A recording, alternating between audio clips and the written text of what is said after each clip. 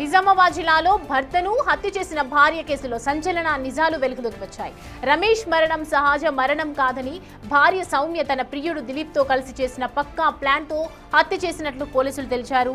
రమేష్ పేరు మీద ఉన్న 2 కోట్ల ఇన్సూరెన్స్ డబ్బును కాజేయడంతో పాటు తమ వివాహేతర సంబంధానికి అడ్డు తొలగించుకోవటమే లక్ష్యంగా ఈ దారుణానికి ఒడిగట్టారు.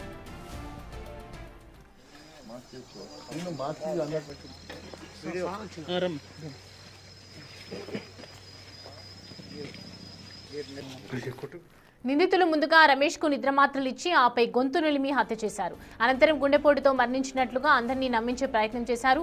అయితే మృతుడి తమ్ముడి ఫిర్యాదుతో పోలీసులు కేసు నమోదు చేసి విచారణ చేపట్టారు. విచారణలో సౌమ్య, దిలీప్ హత్య చేసినట్లు ఒప్పుకున్నారు. దీంతో నిందితులను అదుపులోకి తీసుకున్నారు పోలీసులు.